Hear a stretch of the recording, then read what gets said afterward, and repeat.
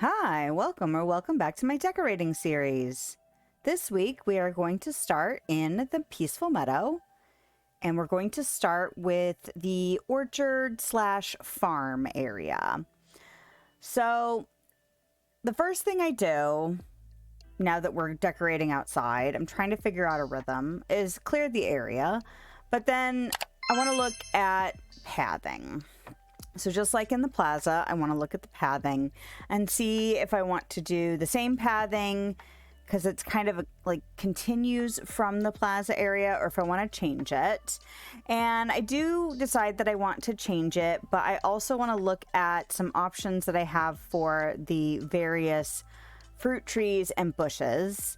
And I thought I might change it up from what I had done previously, which before I started this series, I had started playing around with doing an orchard or garden or farm area.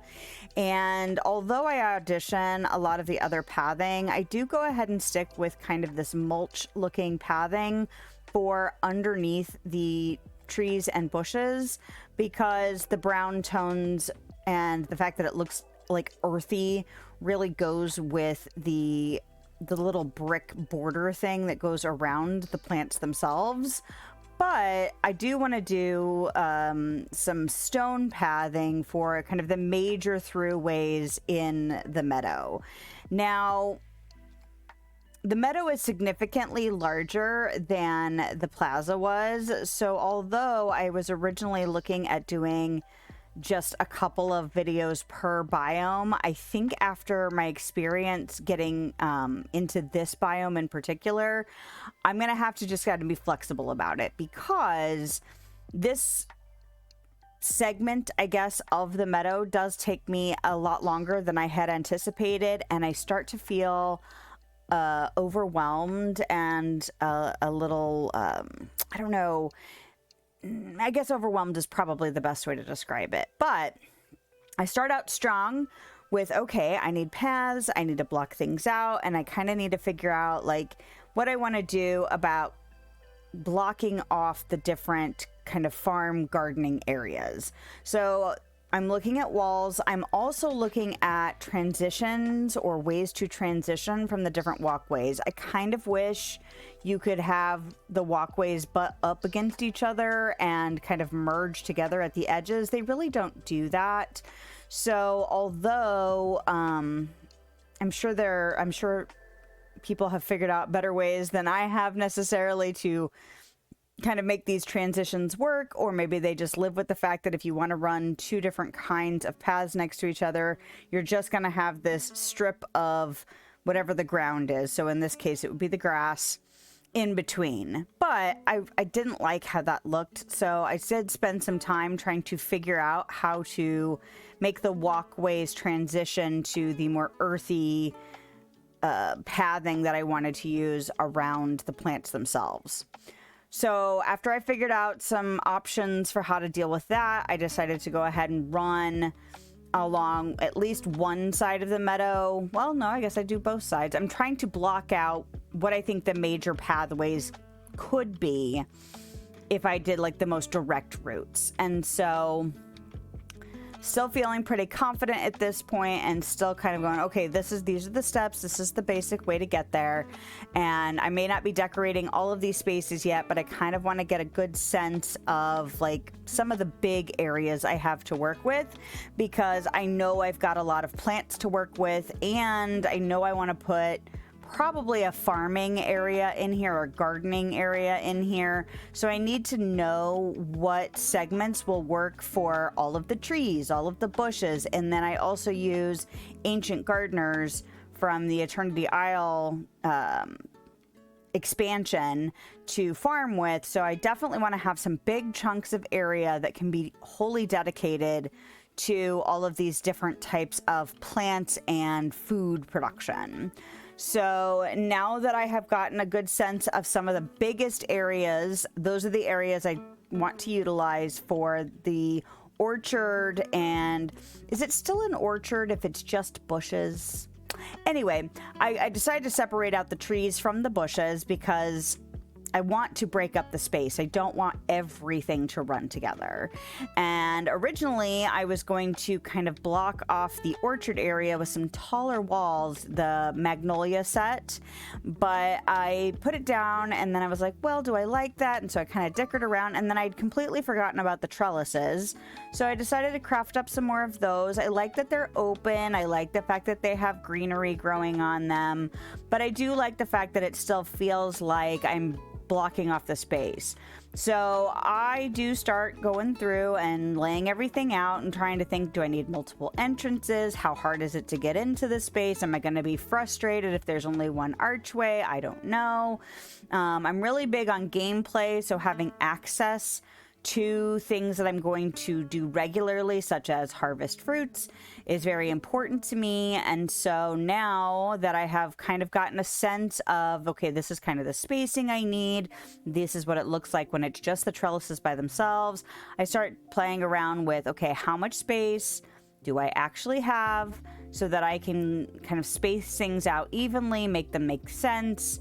And I decided to use this gravel pathing to make sure that I have kind of a grid, because although for the more decorated sections, for the more functional, decorated sections, I have like some more loose, it doesn't have to be quite symmetrical. It can be a little bit more flowing, I guess. But for the production part of things, I want it to be a grid because I want it to be very, very functional. So I want it to look cute, but I don't want to sacrifice functionality for this in particular just so it looks cute. But I don't, I kind of want to balance the two as much as possible. So now that I know exactly how much space I have to work with, I start trying to block out using this mulch pathing that has a border on it because I think it looks very cultivated and intentional, and I think it works really well for what I want to do in here. So it also helps me make sure things are lined up evenly and that the spacing is even and all of that. I do have to kind of mess with it for a bit because I didn't math it. Mathing it probably would have been, more efficient. I would have put down just the right pathing in just the right way, but I didn't want to go into that much detail. I figured it wouldn't be too long to kind of block it out and figure it out. So now that I have figured out that this is what the spacing will work, I also walked it a few times to make sure that there was enough space to maneuver around and in between the different plants. And so now I just have to cope with the fact that there are not an equal number of trees. That actually has always bugged me. It's the same for the bushes. I think it's the same in all the DLCs. They don't give you an equal number of plants. Actually, I think Storybook Vale they might have given you. Maybe not. Can't remember now. We'll find out when we decorate an Eternity Isle, I suppose. But now that I have gotten the spacing of the plants down, I'm thinking about how I want to deal with the border, but it's still kind of eluding me. So in order to not sit there and kind of obsess over what I'm not getting on the wall, the trellis thing, I decided to shift to finding things that would go into gardening or farming spaces and mess around with those, because I think one of the things I am learning about decorating outside, not being as familiar with the objects, and the fact that the spaces are so much larger, is that I'm going to have to kind of get out of the rut very intentionally. I'm going to have to go, okay, this is bugging me. I don't know why it's bugging me. I'm going to have to move on to a different kind of thing and then do something with that. Even if it's not complete, even if it's just kind of testing things out, it might give me a renewed sense when I go back to the other things that were giving me trouble, but it might also spark an idea, or I might come across another object. So I'm really starting to get the sense that if I start to feel stuck somewhere, I need to change what I'm looking at. I need to change, if I haven't looked at lighting yet, I need to put lighting up. If I haven't looked at objects yet, I need to look at objects. If I haven't filled out all of the spaces within the particular area, I need to flip to a different space so that I can puzzle that out while I'm still indecisive and overthinking and getting overwhelmed by the spaces that were bugging me. So now that I've kind of put some lights down, decided to do something about some of the little objects. I have a sense of what they are and what they look like and how big they are. I decided to tackle the trellis area again. I wasn't sure how I felt about it just being trellis walls. I felt like that was a little bit too plain, and so I wanted to mess around with maybe some trees or bushes or flowers or something to just break it up and make it look a little bit different. So I tried some of the tall trees. I think those came from Wish Blossom Ranch. I think they were in the Cruella area. I can't remember what that biome is now called, but they came from there. They were a little bit too tall and they were a little bit too dark. And so then I tried some bushes and they were a little bit too short. And so now I'm testing out some vine lights, some Alice in Wonderland things, you know, just trying to see if anything just kind of pops into those in-between pieces and feels right. Feels like it's the right height, feels like it's the right color, feels like it goes in the meadow. And I end up going back to these very simple looking trees that I think they were originally in the plaza, but they're a nice bright green. They are relatively uniform looking. They're almost the exact same height as the trellis. So even though I have a feeling as I go on, I will get more comfortable experimenting and trying out new ways of combining items and objects together, that I need to just, if I start to feel like I'm not doing enough or I'm not being experimental enough, I just need to accept the fact that I am still learning. This is a whole different beast than it was on the inside. And honestly, some of my earliest rooms in the house were very, very simple and very straightforward and plain to some extent, not in a bad way. Like, some rooms are worth being plain. A foyer is worth being plain. But like, as I went on, I got way more comfortable with what I had to play with, how I had combined things already before, what I had learned from that, and what I still hadn't messed around with. And I started to push myself. So although I feel like I'm taking a step back with being a little bit more simple in some of these design elements, I feel like it's not a bad thing to do that, because I did struggle a lot through this entire segment of this build, because I kept going, well, is it too plain? Is it not this enough? It's not that enough? Or maybe there's an object I'm missing or haven't thought about. And I kept going, I'm not sure. And so here I am, kind of taking a step back from the orchard area, although I feel like I got it pretty good. I got the objects in there. That made me feel better. Like, although the trees themselves are very functional, I liked the fact that I put some crates in there and a gardening table and some tools. It did make it feel like still decorated and cute, but not encroaching on the functionality of actual gameplay later when I get back to regular gardening tasks and that sort of thing.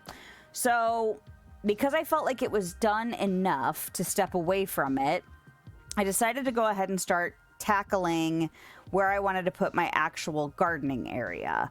And I decided to go ahead and try out a different kind of wall idea. And I really love these greenhouse walls. I hadn't really messed with them extensively before, and they were a little bit trickier to work with than I had originally anticipated. I was actually really struggling getting things to line up or make sense. But and I was actually not focusing on lighting as much as I feel like I might have needed to. So I decided to go ahead and play around with leaving gaps in the walls and using lights in the gaps, because I'm not sure how I'm going to light this overall biome.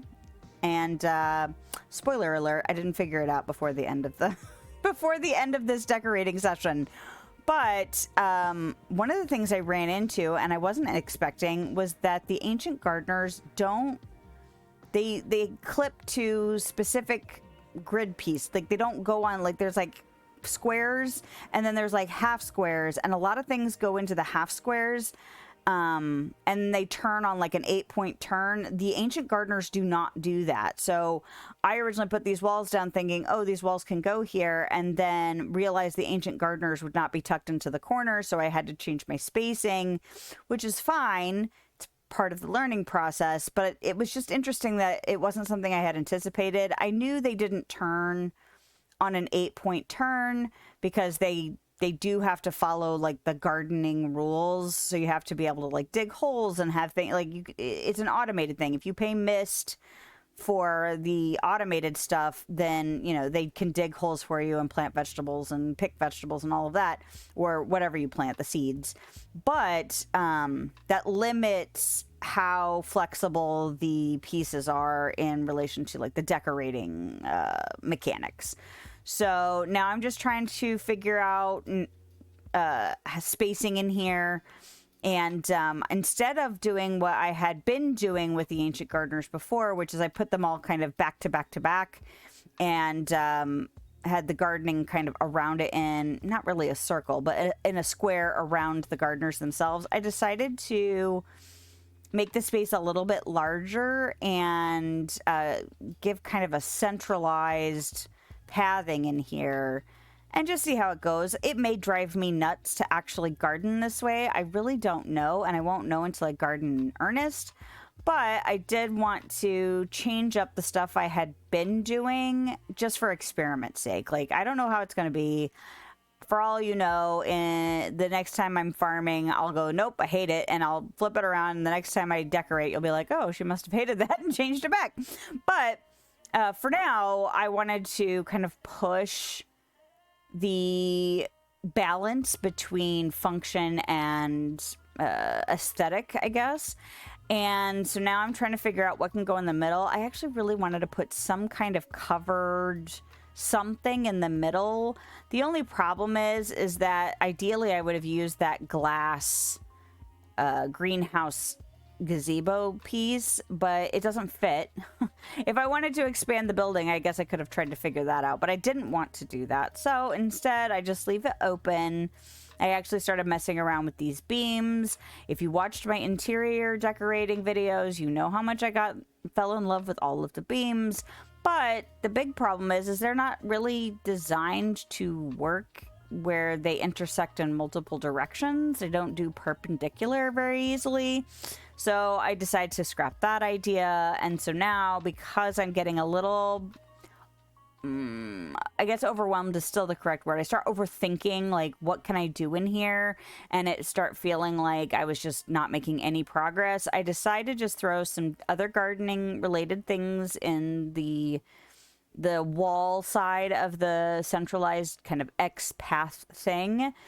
And then I also have chests right in the middle, because although they don't look very cute being there in the middle, I absolutely will not be sacrificing function just because those chests look weird in the middle. Like, it's far more important to me to have my chests for my seeds and the soil that I get and all of that really accessible to when I want to garden in there. So although it looks kind of awkward, weird just having chests right in the middle, it works for me for now, and I can always think about it and change it later if I come up with something that works better in the future. So because I was starting to feel like, okay, I'm not making any progress there, I'm not making any progress there, I need to switch to something else. I haven't dealt with the bushes yet, and after I had moved 90% of my fruiting trees and bushes, I remembered you could actually group the bushes together. And yes, it does work. You can group the trees and the bushes and move them in, you know, one line or one grouping or whatever you want. So take it from me. Don't move them one at a time, or at least try to remember before you move 90% of them. Well, maybe not 90% of them, but at least 75% of them. So I wanted to keep the idea going of having kind of sectioned off, really deliberate sectioned off. And I thought about using some fencing when I was still looking at the trees, because I actually looked through that menu a little bit and I was like, oh, I could use that for the bushes. So I decided to go ahead and do that. The bushes are shorter. I think a shorter fence doesn't look terrible next to them or anything. I think it looks kind of cute. So, and at this point, I was really starting to burn out on trying to figure out how to deal with marrying function with form. And so I was like, I'll just do mulch on the ground. It looks very natural and earthy. We're looking at fruiting bushes, you know, technically we're growing them, I guess. And so I just was like, okay, we'll figure out some very simple spacing for everything, and then, you know, throw in some more garden tools, stick to a fairly simple fence. There is a new fence from the is it Honeyglow Woods, the new it's not a DLC. Well, it is DLC, but it's not a full expansion pack. It's a new, what do they call it? An adventure pack? I don't remember what they called it. And I feel like I might be confusing what they called it with the different games packs. But I wanted to use that fence, but I do not have the resources yet.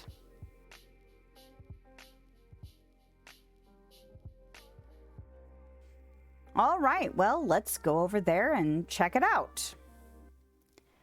I was both surprised and not surprised with how much I struggled with starting the Meadow this time.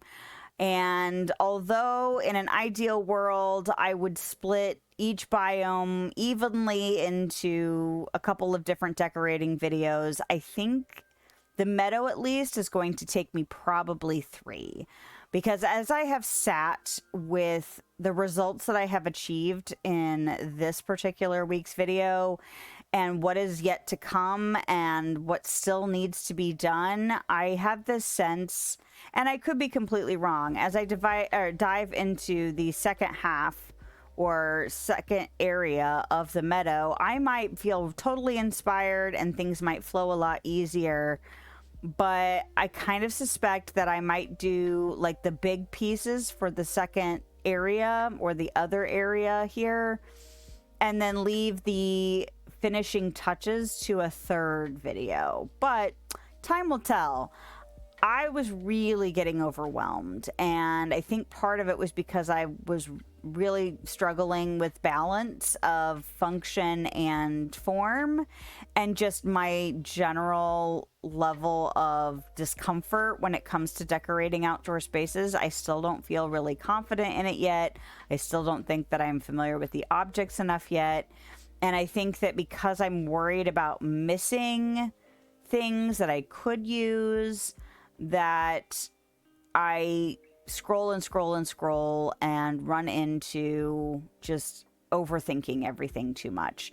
So I gave myself a little bit of grace. I would not call this section of the Meadow completely done, but I am happy that I was able to power through and at least get the necessary elements in this area.